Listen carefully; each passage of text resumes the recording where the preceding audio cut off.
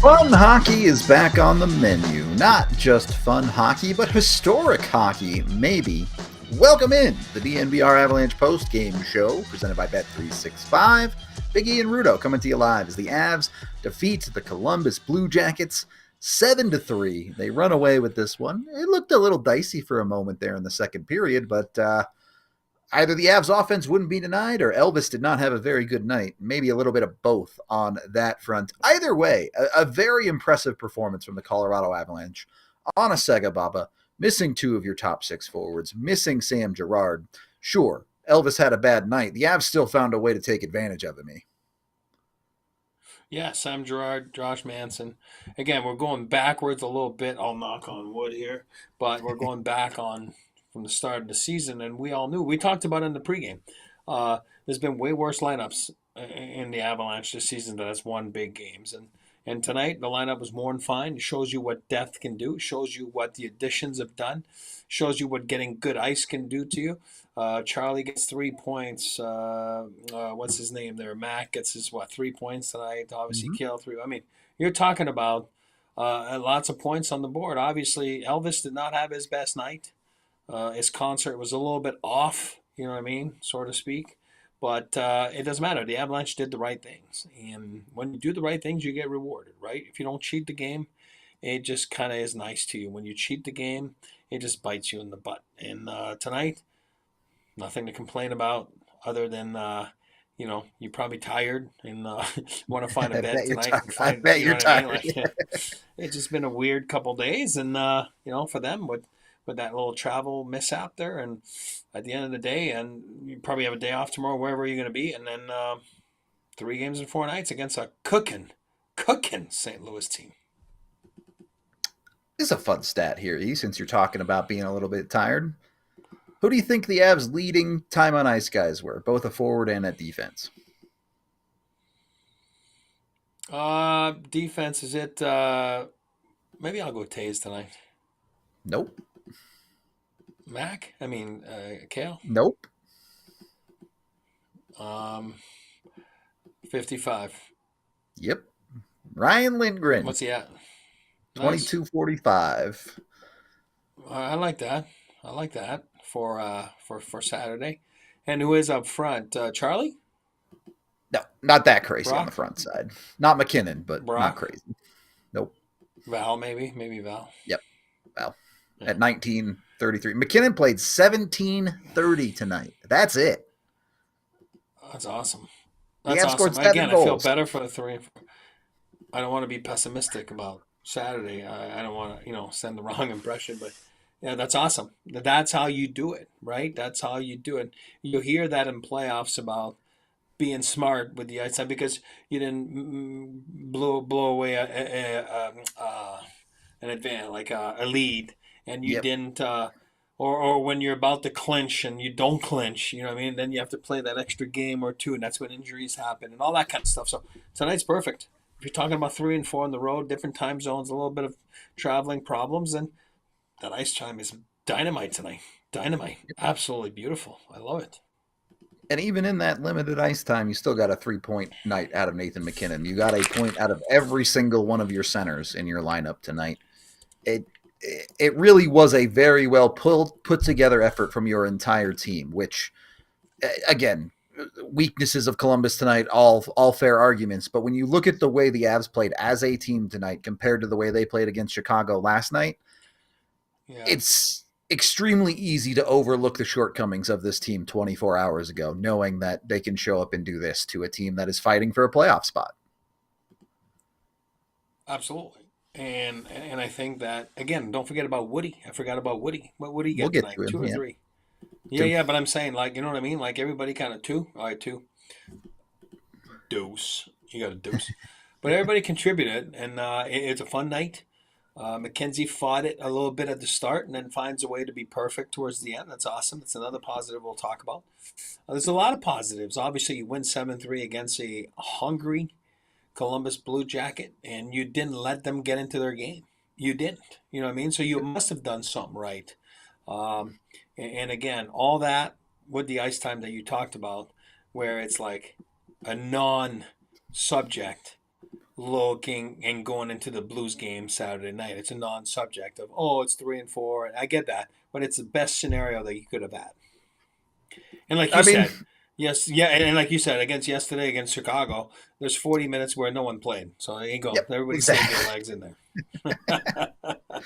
So we're good. You brought up Blackwood. Let's work from the goalie on out. As I we think this should. is interesting, and don't take this the wrong way because I know some people are going to take this the wrong way. Don't. I don't think Blackwood was very good tonight. I think most people would agree. He gives up two pretty soft goals. He looks like he was shaky and fighting it, like you were saying, E. But my point is, a lot of us are sitting here saying Blackwood is not very good tonight, and he posted a 900 save percentage. Mm-hmm. That's the difference. That's who the Colorado Avalanche are now. A 900 is not very good, as opposed to earlier in the year where not very good was an 850. It's That's how good Blackwood has been for Colorado. Is that about league average is not very good for him.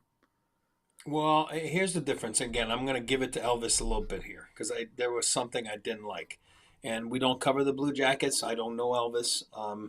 I think he's a good goalie, but I didn't like his body language. I didn't like when he got to 6 or 7. He did show his defenseman up a little bit. So what I'm trying to say here, I'm going to give praises to Mackenzie. Mackenzie was very simple. Has a tough start, has a tough first half of the game because it got a little bad in the second. There are a couple suspect goals, but never blamed his D's, never blamed anybody, never did anything. Didn't show bad body language. And how does he get to a 900? Because afterwards it doesn't go downhill. He Yep. regroups. He finds a groove. Yes, score effects because it's whatever. So he gets a little bit more shots, but that's good and that's fine. And that's the difference between the two goalies tonight. Mackenzie was the better one of the two, and he By a was the lot. one that was on. But and he's the one that kept his composure and didn't lose his crap. And Yep. again, I'm not going back, and I'm not going to say his name, but the guy we had here before earlier, it would have ended up in the 820s save percentage because it would have gotten worse and worse and worse and worse. So McKenzie was able to stop it at 3, regroup, breathe, be a team guy, fall into place, fall into his game, find his game a little bit. It was rough a little bit. He fought through it, and I love that. Sometimes you got to fight through it. He gets a win. Nobody's talking about the bad goal that he gave up. Nobody talks about it. Nobody cares. Everybody's kind of saying, "Oh, Elvis had a tough night," and then you're on the winning side of things. It's all good. You move on. And you play St. Louis Blues Saturday. So that's a Yep. great, great thing for McKenzie to fight through and come out strong on top of it. He, obviously, you're not a goalie, but you're an NHL player that Yeah. has certainly gone through ups and downs in your season. Can you speak a little bit? And you were talking about this on the watch along about letting a player fight through it a little bit when they're having an off night. In some ways, getting through a game like that, winning a game, getting to that 900, keeping it to only 3, does that actually Yeah. give Blackwood even more confidence than a quality game might have? Absolutely. And it does. And I do believe, and again, such a pressure when you're coaching in the National Hockey League. Oh boy, oh boy. From goalie coach to full coaching staff, you got to remember they got the headsets on and they're talking. And too many times I believe that you give up on a goalie because you're like, oh, it's not his night. You're pulling him and it's early, and they're like, oh, you're not doing it. Or I'm doing this because I want to wake the rest of the team. I get all that, but a lot of times it's easier to just let the guy fight through. You know what I mean? Like let him fight. Uh, I'm not telling you that every time, but you have to have a good pulse on it. And I do believe the Avalanche made the right decision because some coaches, after that third one, they would have said that city's out. You're out. You know what I mean? Like it's a quick trigger. I don't believe in that. I don't agree with that. But you see that a lot. But him, he fought through. He settled in. He fought it a little bit. He looked behind him. Remember the one you said, "Oh my God, he's not too Yep. sure."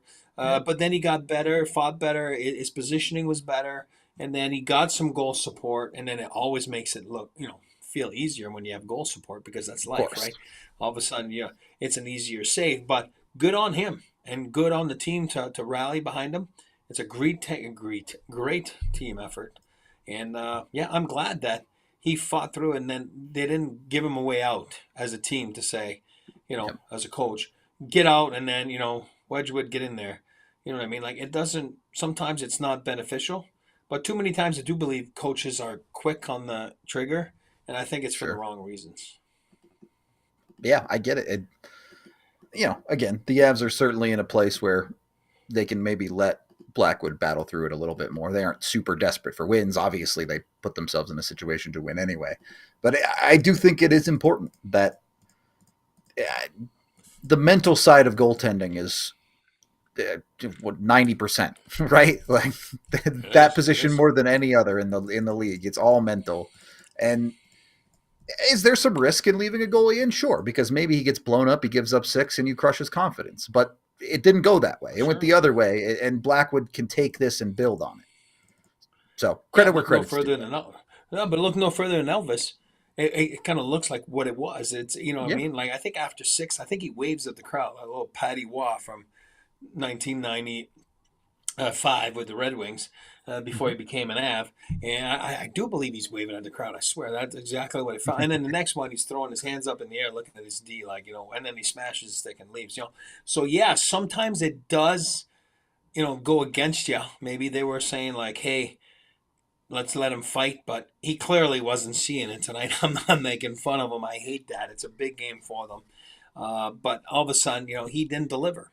And that's where the fine line is, right? You got to figure it out. And maybe the Blue Jackets missed the. We don't care because we don't cover the Blue Jacket, but maybe they missed the boat a little bit, misread their goaltender right there, where the Avs read their goaltender right, and it paid off. Yep. It feels good. We'll get into some of the other parts of the lineup first, though. I did want to touch on. Obviously, the Avs dominated this game at 5-on-5. Score effects in the third period make the possession look close when it really wasn't all that close. The Avs are getting the much better of the game, especially early. But maybe more importantly, after a horrendous night on the power play against Chicago, Avs go 1-for-2 tonight. They win the special teams battle. They kill a couple of penalties too. Everything about this game, it just makes me feel like, yeah, the Avs are good. The Chicago game is the anomaly. The Avs are good. Yeah, I think the Chicago game. It is what it is. It's the human nature side of things.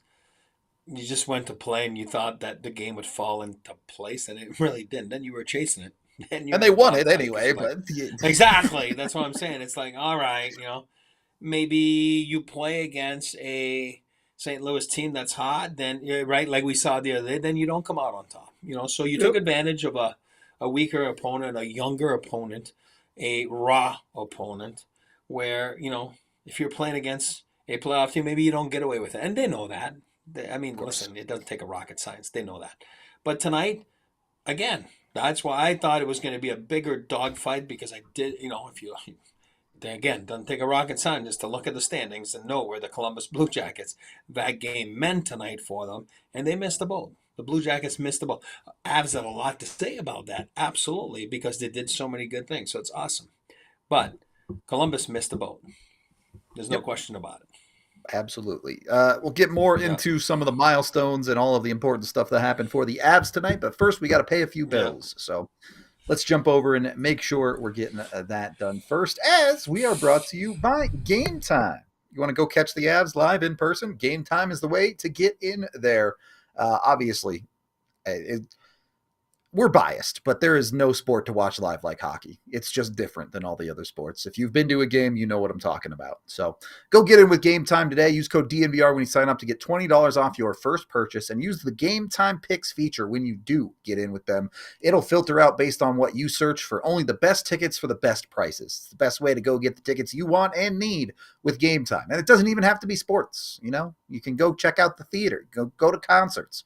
I know Tiff went to a concert the other day and she loved it. tickets. So Game Time's the way to get yourself in with those tickets and their Game Time Picks feature. Make sure you're getting in with Game Time today. Again, use that DNVR code to get $20 off your first purchase. Join over 15 million people that use Game Time to get their tickets. What time is it? Is Game Time, baby. Once you've got your tickets, once you've made it out to the Avs game, look, I'm not going to lie to you. Tickets can be expensive, especially as we get into playoff season. It's not going to be cheap to do things like getting tickets. So make sure you're taking care of your finances. Make sure you know your full financial picture when it comes to Monarch Money. You know, head over to monarchmoney.com and use code DNVR to get 50% off your first year with them. Monarch Money is more than just your average budgeting app. It gives you a complete financial command center. Your accounts, your investments, your goals, your spending, they've got it all when it comes to Monarch Money. It's more than just managing your money. It's about building wealth for you. Look, I'm one of those big people who's really bad about subscriptions. We always find subscriptions that I've forgotten about. It's way easier to track that type of stuff when you're actually using a budgeting app like Monarch Money. So jump in with them. They're legit too. They're named the best budgeting app of 2025 by the Wall Street Journal. So that's the good stuff. It's a finance tool that people actually like to use, which, you know, is nice. Sometimes people just don't want to look at your finances, but it's something you got to do. And Monarch Money makes it that much easier. So get in with Monarch Money today. Get control over your overall finances with Monarch Money. Use code DNVR at monarchmoney.com in your browser for half off your first year. That's 50% off your first year at monarchmoney.com with code DNVR. Second period of the DNVR Avalanche podcast, and let's get into our 3 stars of the night. Star number 3, and I love this one. You could have gone with McKinnon with a 3-point night. You could have gone with all the classics. Miles Wood, my 3rd star of the night. A 2-point night. We talked about in the pregame. A game like tonight is an opportunity for some of these guys to maybe earn a little bit more, and that's what Miles Wood goes out and does. Yeah, the goal is a garbage time goal. It's the 7th goal of the game, sure. But when you're producing the way Miles Wood has this season, every goal counts, man. That's a confidence builder. It shows the Avs that you still have it in the tank. There's a lot going on there that really should build confidence for Miles Wood. And maybe more importantly than the goal itself, Wood, a critical assist on the Charlie Coyle goal to get the Avs back to tied in the second period. They would step on from that to go run away with the game. Wood having good quality involvement on the offensive side, especially when you consider, hey, the Avs third line hadn't produced very well as of late. They popped off tonight with Wood on it. Am I overthinking this, or is there something there, E? No. Hey, listen, Bednar talked about it too in his presser. I was just listening a little bit there during the ads, and he did talk. He mentioned his name. It's coming in the lineup and making a difference. He makes a great play on Charlie's goal early in the game, and yes, he makes the right decision at the blue line, and he goes and buries one. I don't care that it's the last goal or whatever. Was it the 7th or 6th, whatever it was? But he gets rewarded for doing the right things. And that's important when you haven't really tucked a lot this year, when you haven't really felt good about your game, and we all know he's probably not at 100%. We all know that. But for him to get a game where he's on the right side of things, and you know he does get involved, and you can see him make plays and do right and get hungry and get to the paint, even though it's not basketball, he gets to the greasy area, gets to the paint, and he gets rewarded, and it was nice. I think it was important for him. You're talking about 2 guys getting out of the lineup. You're talking about him getting in the lineup. You're going to say he was in the lineup this trip too, but I know, but on a different role, maybe, so to speak. And all of a sudden, you can only feel good about where you were tonight. And I think it makes you feel better as a coaching staff because you saw something that you liked from him, which maybe you haven't seen a lot lately because he's been put in tough situations. He's been playing a few games at 7 minutes. Remember we talked about the good ice, the crappy ice. Yep. All of a sudden he felt better about his game tonight. And, you know, good on Miles. It's been a tough go. It's been a tough season. But if he can play like that and he gets involved in the playoffs and if he's on the lineup, then it's tough to get a guy out, you know, once you play the way he did. So that's awesome. Yeah, full credit where credit's due there. And it was kind of the 1-2 punch combo on that third line for the Avs because our 2nd star of the night is indeed his center in Charlie Coyle. Coyle finally gets his first goal as an Av tonight and also puts together a 3-point night. A guy who it was starting to hit that line. Like, not that I thought Coyle was bad. He'd been very good for the Avs defensively, doing a lot of the little details. I know you've made a couple of videos on Coyle doing those right things. So it was nice to see him get rewarded. And that is the version of Charlie Coyle. If the Avs get production out of that guy, they are an incredibly hard team to beat. Chucky Charles, right? You know what I mean? Like listen, I always say, and I talk about Avalanche when 1.0 Yeller or whatever. When you're asked to be put in that position where you're getting the crappy ice, meaning you're not getting the offensive starts, you're not getting the power plays. You're asked more to control the game on the defensive side of things, and you're asked more to contribute to the PK and Charlie or face-offs or big draws. Count on you on the right side to win it. He's done all that. Has he affected the score sheet a lot? No, you know what I mean. But tonight he did. Why? Different role, different ice. He's put on the power play. And again, that's how it works. This is a guy that you can use in any situation you want. So smart. Just listen to the guy speak. If you're bored one day, listen to the interviews. Listen. Very intelligent man. Doesn't take anything for granted. No, he's a hockey player. He knows what to say. He knows how to respond to things. He knows what his role is. And there's no questions asked when you're a coach. You call that a coach's dream a little bit. You know what I mean? Because if you're asking him to do this, he's going to do it to the best of his capability. Now, if you ask him to be a first-line center like he was asked to in Boston, well, yeah, he's probably not that. But he gave you his best and he gives you everything. But you might not be the first overall, right? Because that's not what he is. But if you're asking him to contribute more, like we saw tonight with a couple guys out, you're going to get that. And if you ask him to go kill a 5-on-3 against penalty, like he's going to do that. And that's why it was fun to see him tonight get rewarded. And, again, he played well with Wood there. And Charlie's an intelligent player. He's a smart player, and he's an important piece of the Avalanche coming down the stretch right here. Yep, there's no doubt about it. Not as important as the first star, though.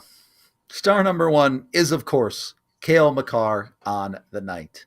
30-goal season, the first time it's been done in the NHL in 16 years. He also has a 3-point night. That gets him to his second 90-point season in a row, which, by the way, not a ton of people have done.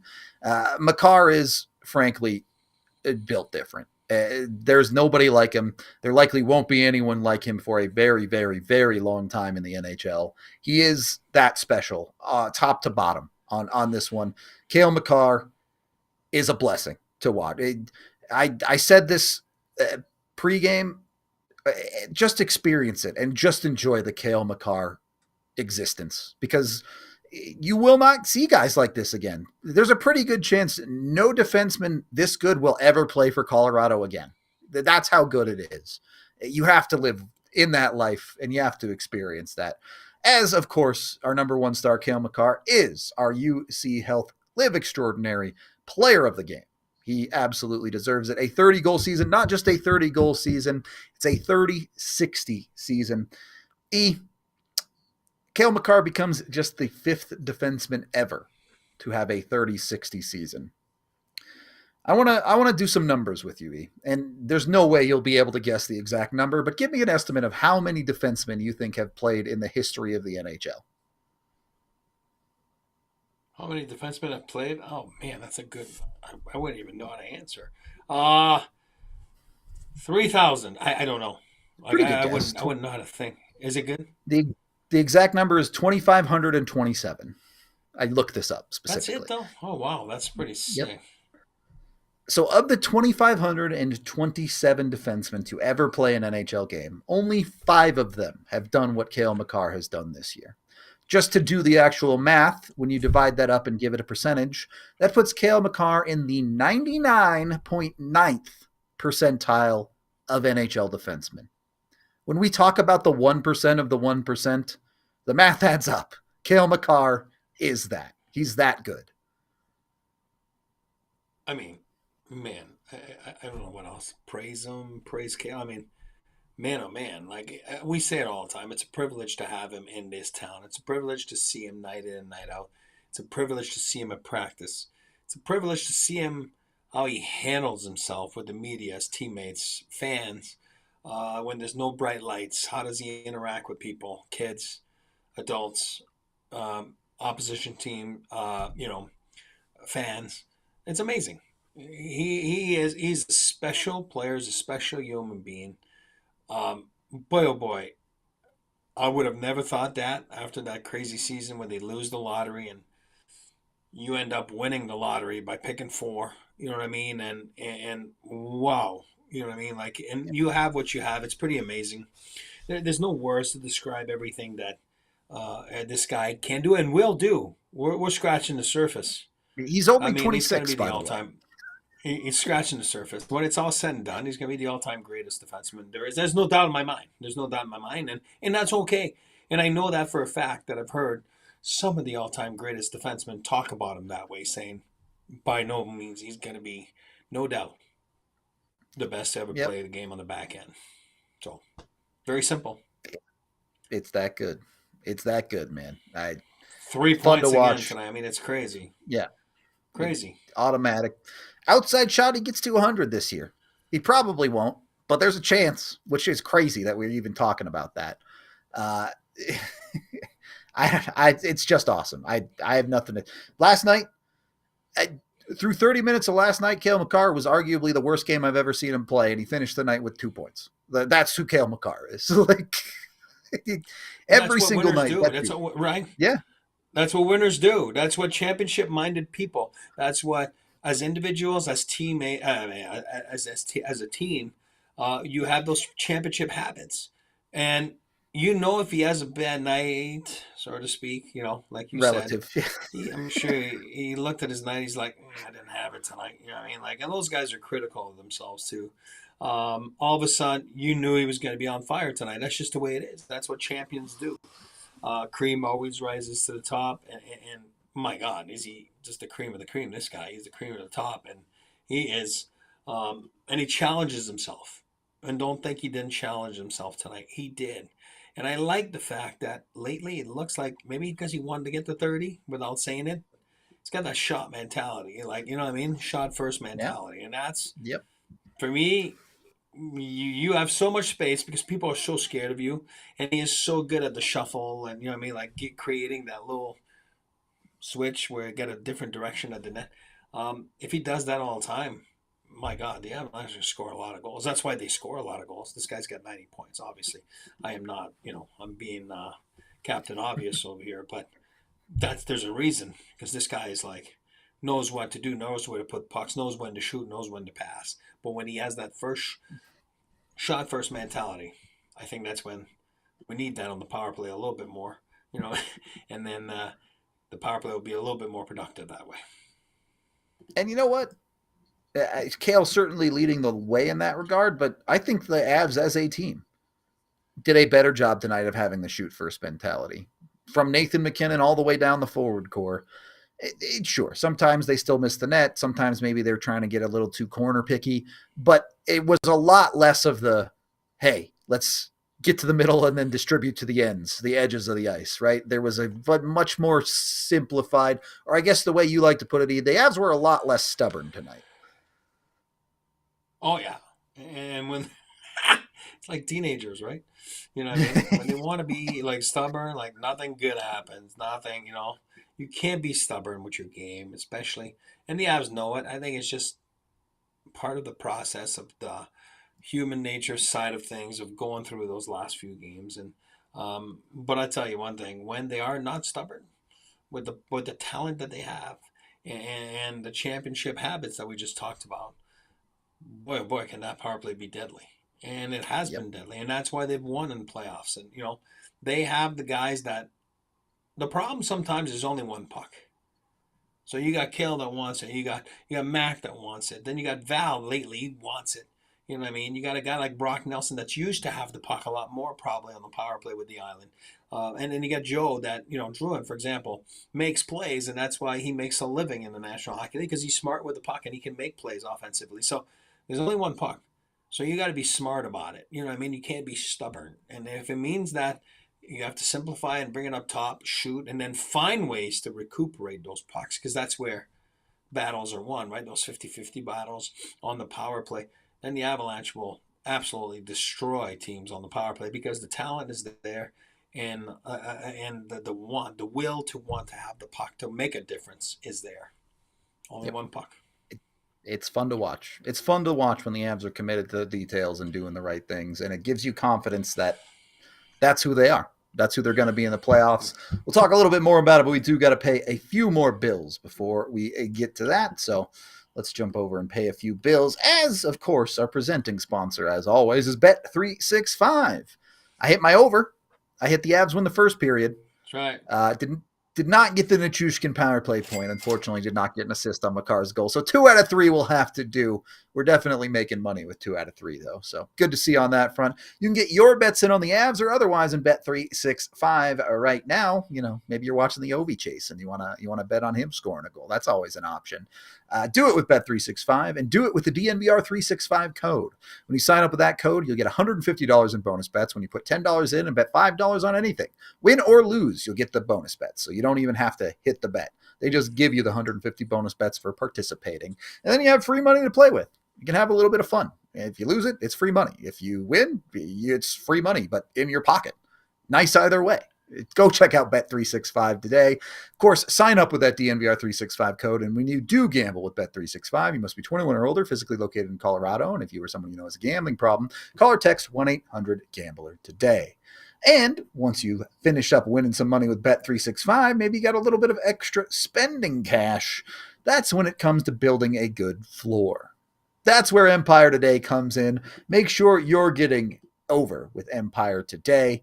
You can have that beautiful quality foundation, fundamental. Their floors are sick, all right? I got carpet from them. It's awesome. I love their carpet. I wouldn't change it for the world.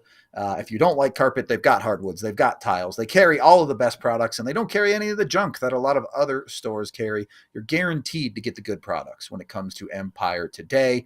You should jump in with them. They live and breathe flooring, and they'll be with you every step of the way from the starting inspection all the way to full install and finishing of your floors. Their experts bring the showroom right into your home. You can get a free in-home estimate today because some things are just better at home. Look at me sitting at home right now. DNVR listeners can get a $350 discount with that DNVR promo code. Yep, that's right, $350 discount with code DNVR. Of course, restrictions do apply. Head on over to empiretoday.com/DNVR for full details. Third period of the DNVR Avalanche podcast, and continuing through the story of this game, E.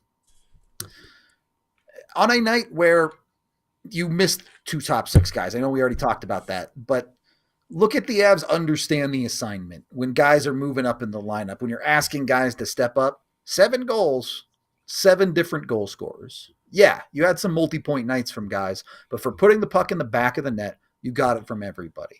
Goal from your first line, goal from your second line, goal from your third line, goal from your fourth line, and a couple of goals from your defensemen, one of which on the power play. I was going to say a power play. That's a big one too, right? Because you want your power play to connect. You never want your power play to keep going and not connect. And did it connect yesterday? I'm trying to remember. Yesterday, the Avs power play? No, that's power play. Perfect. So negative 1 for 4 against Chicago. True. Exactly. We talked about that. I said. Trying to blend in all those games right now. I know. And you watch other games at the same time, and you're like, oh my god, Anyway, but yeah, I think it's important to spread out the scoring. I think it's important to look at Parker when he scores today. He was so pumped, right? It's important. Yep. Charlie Coyle, you get your first one. It's important. Bednar talked about that tonight. I was listening to the presser earlier. He talks about that. Listen, he's done some great things, but sometimes it's hockey. You want to put one in the back of the net, and you want to not have a bagel next to your name, right, in the stats. And not the stats are important, but it makes you feel better. It's important. So yep. I think it's important that the guys did there. It was spread out. And what does that do? That you score a lot of goals. Then again, the number one star tonight, I know we did the 3 stars, it's ice time. Because it's going to pay off Saturday. You know what I mean? And that's on the team for potting 7. That's on the team for spreading it out. That's on the team for producing.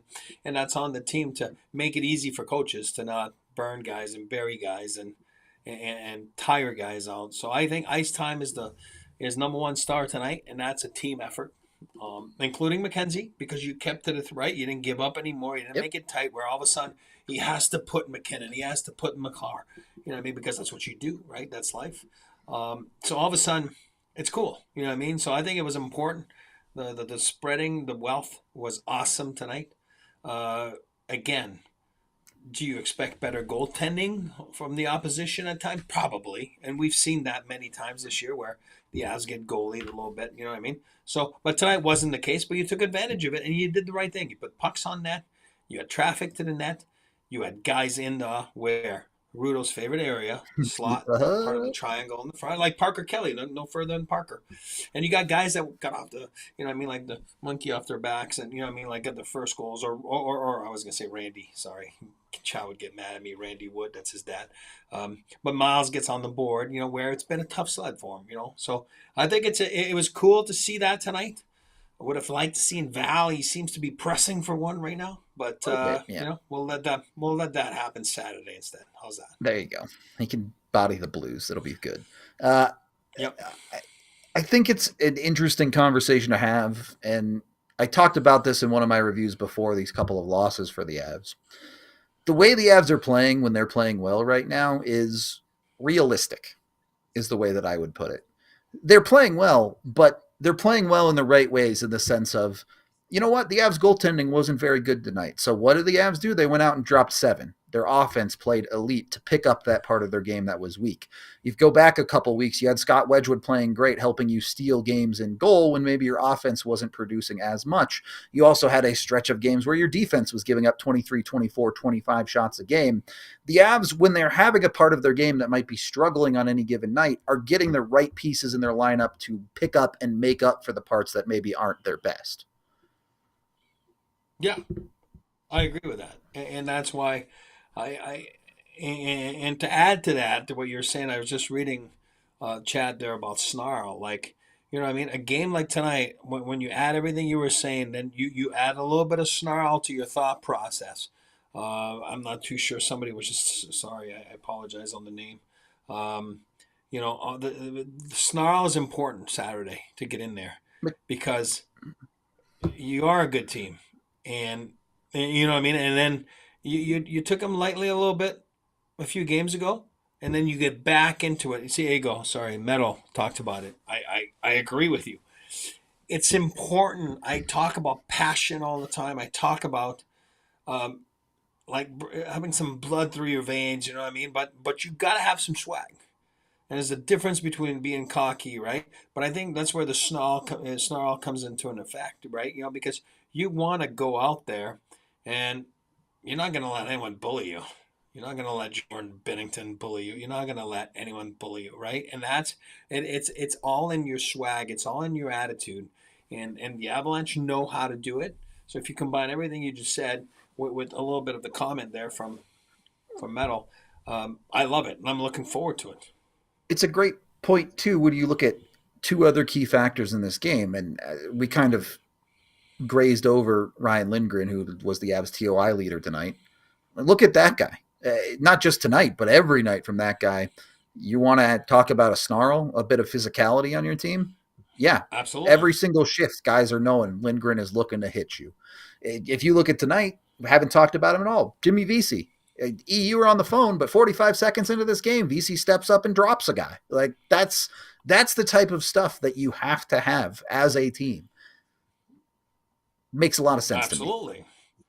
Absolutely. And I think the guys, again, the internal competition is there. Lane just talks about it too. Like controlled rage, aka passion. Absolutely.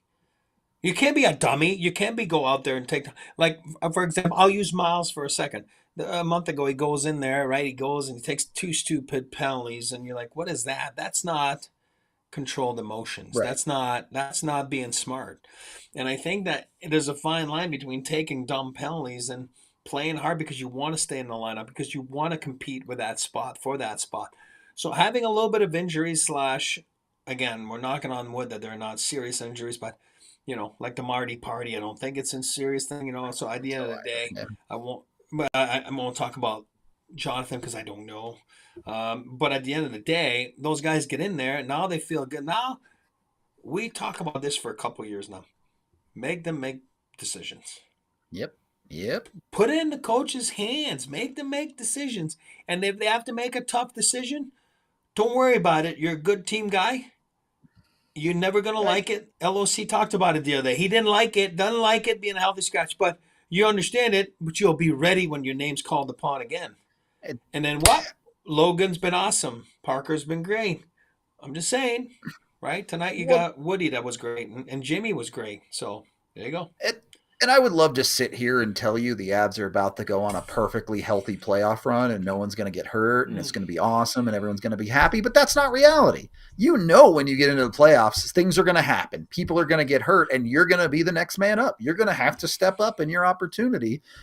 I think you can have a lot of confidence in the Avs' depth after a night like tonight to say those guys are ready. Those guys are ready to jump in when they're going to be called upon to get done what they need to get done. Even on the back end, when you look at someone like Keaton Middleton, who played 15 minutes tonight, solid game from that guy. No problems at all in that gameplay. Like, it feels really, really good for the Colorado Avalanche right now when you're having those conversations about depth. And then if you let yourself dream a little bit, the guys that are currently injured get healthy, and maybe you're even talking about a Gabe Landeskog getting healthy too. Oh yeah, absolutely, and that's why you're foolish if you think that in a span of 2 months of grueling hockey, playoff hockey is grueling. The intensity goes up. The body positioning, like the body checks, like amounts, like they go up. The intensity goes up. The nerves, you're playing for sometimes it's do or die situations, right? It's a game seven, whatever it is. It's so draining on your mental, on your physicality, on every part of your body. It's hard. So if you think that there's no injuries, you're fooling yourself. You know what I mean? Because it doesn't exist. You know what I mean? And if it does, good on you. But in order to win it all, they will tell you, management will tell you, you need a lot of luck. Of And if course. you think that it's, you need a whole lot of luck. I don't care. You need puck luck. You need, again, you need the hockey gods, whatever you want to call it. But you also need luck with the injuries. Because if you get decimated, you get decimated. It is what it is. Like, I mean, what are you going to do? You know what I mean? But also, how do you overcome that second part there? This is something that the Avalanche addressed this year. It's with depth. And I do believe that you're seeing it on a game like tonight. The way they address the depth. Now, all of a sudden, no offense, I don't want to use names, but you're not calling up guys tonight because Marty Party can't play, Joe can't play, Jordan. And then all of a sudden, you're calling player X that really can't help you. Now, instead, they inserted guys in the lineup tonight that are NHL players that are understanding their roles right now and that are finally getting there. Even for a guy like Miles Wood, that's always been basically a regular in the NHL. Now it's like you got to fight for your spot for whatever the reasons. We all know Miles probably not healthy 100%. We all know that. You know, I don't want to Yep. hear about the contract. It's no contract. There's no money. We're talking about the player. So I think addressing the depth was a key thing for the Avalanche management. And I think on a night like tonight, it's the perfect night to see that there was a job well done, a check mark, like we like to say on this show about how they addressed that situation. Because at the start of the year, it was a little bit alarming at times to see what was coming in the lineup, and you're like, Yeah. whoa, It you was know, half an no AHL offense, team. some It guys are was, just not, they're just not ready for that. You know what I mean? And it's not fair to put kids or people in that position. It's just not fair. yep. For the Avalanche, they're trying to win it all, right? Different for San Jose, Of Chicago. course. I get Yeah. that. You know? Different teams and different points in their journey. Like, it's just two different things entirely. Yeah. E, maybe my favorite thing of tonight, not that it actually mattered, but I don't have to listen to anyone in chat tell me that the Avs could miss the playoffs anymore. The Avs mathematically clinched a playoff spot with the win today. So that's nice. I appreciate that a little bit. Tiff was ready for it. Tiff was ready for it. Gave us the whoop whoop. I'm just look, we don't have to have that conversation anymore. We probably didn't have to have it for a while, but mathematically the Avs are in the playoffs now. That conversation is done. That makes it 8 straight seasons that the Colorado Avalanche have made the playoffs. Pretty impressive stuff. It should not go unnoticed that this Avalanche team has found that consistency. Even when you look at some of the great teams in recent history, Pittsburgh won back-to-back cups, and they missed the playoffs like 2 years before they went on that run. You take a look at this St. Louis team that had missed the playoffs multiple times when their cup run happened. that consistency is not something that most teams accomplish. No, and somebody in chat was kind of giving it to me earlier. Maybe it was sarcastic. I'm not sure about Avalanche 1.0. But you know what? The Avalanche's franchise has been built on this. They've been built on decades of success, and you know what I mean, like continuity and Yeah, yeah. being at the top and trying to win it all. And you got to remember 1.0. You're talking about one of the best 10 years in the history of hockey. Most playoff wins in a span, I think, of 9 seasons. I don't remember the amount of playoff wins that they had. Not wins, like series wins. Yeah. It's ridiculous. But the Avalanche 2.0, it's exactly, again, Joe at the helm there, obviously part of that one of the history. And then CMAC, obviously part of the management there. And Coach Bednar and the leadership of the core, which has always been built the same way. You know, it's all about winning, and it's all about winning the last game, and that's how you get longevity that we're talking about right there. And 8 years of who would have known after? I think AJ tweeted that after that 48-point season. It's pretty remarkable, but that's how you achieve it. It is through dominant players, is through having a couple tough years and getting yourself back on track, and then really taking advantage of it, and then being a little bit how can I say that? Um, like trying to go for it, you know what I mean? And maybe gambling a little bit with trades and, you know what I mean? And going for it and not standing path and really being scared to make a move. That hasn't been the case here. In 2022, the Mansons, the Lekkonens, you know what I mean? Those are key trades that you're not afraid of, you know what I mean? And again, this year we all know that there was a lot of moves made like that, and I think this is where it brings you, and we'll see where it brings it. As the Avs 2.0 continues to try and conquer the Avs 1.0 era, yeah, they still got to win another cup. Long way to go there. But That's right. the 1.0 era made the playoffs 10 years in a row. So the Avs got at least 2 more to go to equal that number. I have confidence they'll do that. But 2.0 era is coming, buddy. A lot of these records are starting to fall. It's amazing. It's amazing. It really is. 2.0 may be considered the better era when it's all said and done. I'm just throwing that out there. I agree. I mean, you have a Cale Makar that we've been talking about all night about like maybe the all-time greatest, right? So yeah, that gives you an advantage right there. You know, we had some great Ds here over the years, obviously. You know, but no one, when it's all said and done, that's going to be like Cale Makar. Like you'd be lying to yourself. So, yep. And Cale's not going anywhere. It's not like Cale's going to sign anywhere. Cale's not going anywhere. Cale's an Avalanche, and he's going to be here for a long time. And the only place Cale's going is a bigger house. More dogs and maybe kids one day. Who knows, right? We do got to pay a few more bills here as we're winding down. So if you want a thing that can consistently take you to where you want to go, for the playoffs, it's the Avs. For the roads, it's a Toyota, the official vehicle of the Colorado Avalanche and the official vehicle of us here at DNVR. Toyota has a vehicle for everyone, 17 different all-wheel drive vehicles, whether that's just for the weird snowy days like today, or if you're going off-roading, 16 different hybrids too, so you can save a little bit of money on gas when you're driving in to work or wherever you might be going.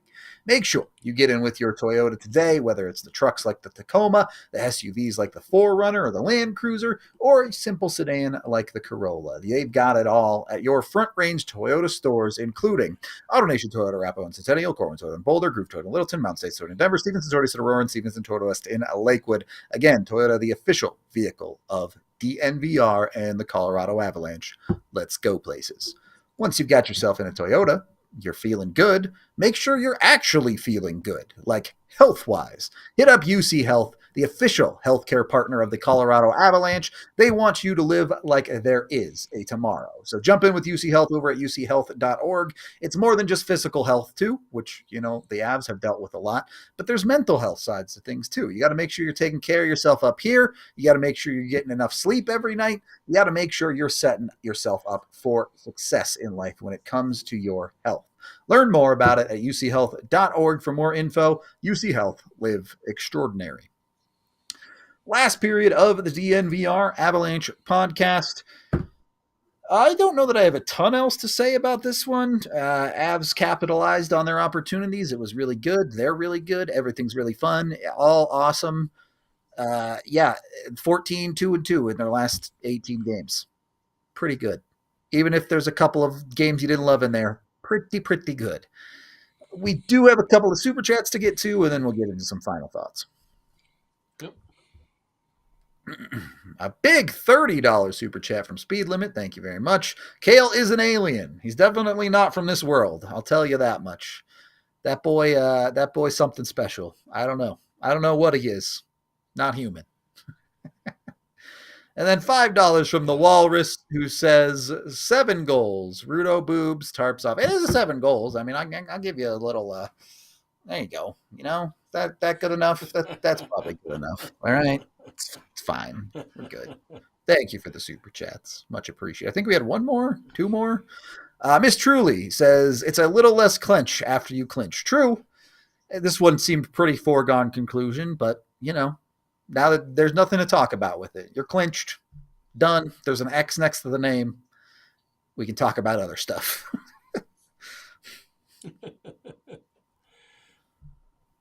Is that it? We good? That's it. All right. Cool. All right. Realistically, it is still a 3-4 tomorrow. I know the Avs did a great job of managing TOI on that. You won 2 in a row. You've won the road trip already. That game against St. Louis, sure, maybe there's a little extra edge there because you lost to them. You want to beat the streak. I'm not saying they can't figure out ways to get themselves up for it, but it does feel a little bit like a free roll, no? Well, I mean, if you look at it, you don't play till 4/8, right? So 3 days later. You know what I mean? Yep. So I think there's nothing to save it for. I do believe they're going to be up for it. I love the fact that the Blues won again. I love they're streaking, buddy. They are Frank the Tank streaking, those Blues. And it's a great test on the road against a team that's got some swag right now, that believes in themselves, a fan base that's probably going to be so pumped to be at that game Saturday because, again, they won in overtime tonight. Thomas has been on fire. He scores the game winner tonight. I'm excited to see what the Avs have in the tank. I do believe they will come out with a better game than they did the other. Not take anything away from the Blues at Ball Arena the other day. Fair enough. They won. They did what they had to do, and whatever. They won the game. And the Avalanche can't say it was their best game, their best effort. It was kind of like, whatever. But I do believe they'll bounce back, and it's a great test before the playoffs, right? It's a great test to have that atmosphere that's going to be like. And the Blues, they don't want to break their streak. When you're streaking, the last thing you want to do is mess it up and lose a game. But the Avalanche, it's a good test for them because they're going to want to break that streak. So right there, it gives you an opportunity to challenge yourself. You won the road trip. Let's make it a great road trip. That's what they're going to say. We've had a good road trip so far because we're 2-0, even though we didn't play the greatest, obviously, in Chicago. But we played better tonight. Now we have the chance to make it a great road trip. And then you have 3 days off, and then we start again with whatever it is, the opportunity, the Vegas Golden Knights, like some more tests coming up before the big dance. So I feel good. I feel good where the Avs passed that test tonight. I feel good that the Blues won. It's a nice little collision course that we have coming up. And then hopefully Jamie in our chat feels better. I want to give my sincere apologies to. She has not feeling good tonight, so hopefully Jamie feels better. There you go. I always want everybody feeling good, especially the Avs. I got a fun, maybe not so fun statistic for you personally, but a fun statistic for me personally. Yeah, good. Do you know how many points you scored as an Av? Crapper. Let me think. So it's got to be like, around 70. 99. I did as an Av. Mm-hmm. Wow, that's pretty solid. Good. It was good. No, maybe I'm wrong. Actually, sorry. One of those was an LA year. It was 67. Oh, so that's what I said. Close to 70. Yeah, you're pretty much bang on. Do you know how many points you've scored in your career? Like over 100, I know that, but not that is correct. Much more. 137. Pretty solid. Not bad. I got screwed a couple times with assists. I should have got 160. There you go. Okay. You should have been up at 160. Yeah. Nathan Mackinnon has scored more than your entire career in a single season before. Just throwing it out there. Hurts. That's me. Not this year. This year he's going to come up a little bit short of your career number. But I did not want to skip over him. I know we kind of briefly touched on him early in the show. A 3-point night for Mackinnon, including scoring the first goal of the game for the Avs. More crucially, though, and we've talked about this a little bit, 5-on-5 production from your best players tonight, E. I'm not sure. 5-on-5 production? Yeah. 2 of McKinnon's 3 points at 5-on-5 tonight. Oh, yeah. I mean, again, those guys, and Lane's giving it to me in a funny way. I'm not. It's all good, buddy. I used to talk about with Joe all the time. Like, I'd be like, "Oh my God, on the plane, I'm so tired," and he'd look at me and be like, "Buddy, you played 7 minutes tonight. I played 26." You know what I mean? And I'm like, "Yeah, true, 26. That's like 2 weeks for me." You know what I mean? Like, maybe I should shut my mouth. But but you're right. I mean, it's funny, but you want those guys to produce at 5-on-5. I'm not giving it to them, but when you do get the power plays and all that stuff, you better produce because it's a privilege to be on the power play. So they do get their points. They do get more points, but they're the more elite players on your team. That's why they are on the power play. That's why they are put in those positions to produce. So, but it's important that they score at 5-on-5. You know what I mean? It's important that they produce at 5-on-5. This is where Lucky comes in handy, right? Like he produces at 5-on-5, And yeah, tonight, you got McKinnon with 2 points at 5-on-5. It's always good, and it's good to see, it's good to see the big fellas, and it's good to see the bottom fellas. You really contribute tonight, but it's all relative. McKinnon gets 140 points. That's like, Miles Wood will take him 7 years to do that, right? You know what I mean? Or me, for example. I mean, that's not an offense. I don't take any offense to that. I know you guys are awesome in the chat. I'm not. It's funny. Like it's all fun and love. I get it. You know what I mean? But it's all relative because I tell Rudo all the time, your production drops and you look at everything. But if you're playing 8 minutes a night and you're not playing in an offensive situation, it's tough to produce in this league. Things have to really go your way that night. It really has to bounce your way. Other than that, you can go 2 weeks, 3 weeks without a real scoring chance, and that's why those guys don't produce sometimes. They just don't get the chances. Yep. So it is what it is. Nathan Mackinnon now at 114 points on the season to Kucherov's 111. Yeah. I'd like to see him win the Art Ross, to be honest. Just add another trophy to the case. I want to see a new one in there. That's all I'm saying. I agree. It's good stuff. And it's important to note, hey, your top guys are doing all the scoring, even if your depth added in on the scoring. Don't sleep on the depth either. Yes, they scored tonight. You know what else they did? Block shots. Look at Jimmy Vesey blocking with the hand. Look at Parker Kelly blocking shots tonight and scoring goals. Yep. Playing physical games, doing good forechecking, winning battles, killing penalties. Let's not pretend like those aren't important roles too. Oh, it's important. That's what makes a team, right? It's all a big part. It's a little bit like us here at DNVR, right? I mean, Tiff is doing the stuff in the background, and you and AJ are more. Yes, AC, you heard that. I'm more like the experience of what was lived, and you guys are more on the intelligence of all the dynamics of what happens in a game, and that's so important to me. And I learn a lot from you guys, and that I mean that in a big way. And then chat's a big part of our group too. It's a big part of our team, right? So that's kind of what makes it all work together, and that's what works the Avalanche. When the Avalanche play that way, you get what you get tonight. You know what I mean? Because everyone's contributing, and everyone's contributing to this show. Background for on the front, sideways on the chat, behind the scenes, everything. So it's kind of fun. I know I'm being a little cheesy right now, but I'm not. I know, but it's true. It's just how life works, right? So it's all good. Yeah, that is life. Absolutely. Really quickly, we are headed into overtime. If you're watching us on television, we are going to wrap that up and head on over to the DNVR.com where the conversation continues online. All right. As we jump into our overtime bonus segment for you. The Avs are at 47 wins. There are 5 games remaining in their season. They are, and am I cheating a little bit here? Maybe. But when you look at seasons that were a full 82 games, the Avs do have a streak of 50-win seasons going under Jared Bednar here with this Avalanche 2.0 era.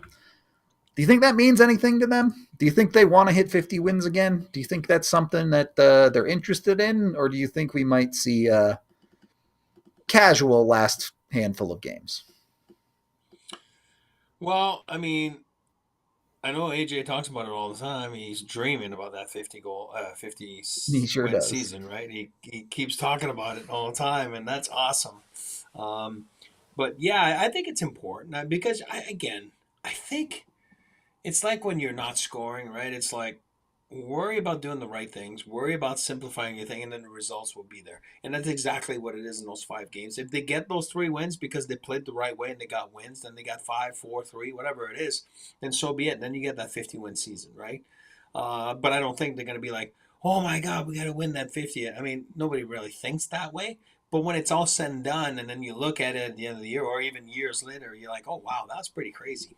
I remember that year. Oh boy, that was chaotic at the start of the season. We had some trouble with the cap because of Val and obviously the situation he was in and Gabe, and then the goaltending was suspect, at best, and then it was chaotic, and then the Rantanen situation, which is hard because it can really derail you in many ways. You know what I mean? Just your locker room, everything, and it's a guy you don't want to trade, but you're doing it sideways, and it ends up being good because Marty's been great, and then again, all the moves you've made have paid off so far. So I think it's important that they go in that situation feeling good about their game, and we've been talking about this for months now.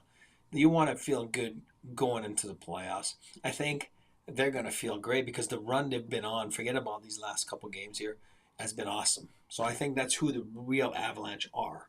Look at that 12-2-2 run, whatever it was. That's who the Avalanche is. Now you're going to see a little bit of because it's like the human side, because you can't really go anywhere, and it's just like, it is what it is. It's kind of like Kansas City Chiefs. Remember when they played at the end of the year? It didn't really matter. Nobody cared. So, I mean, think about it.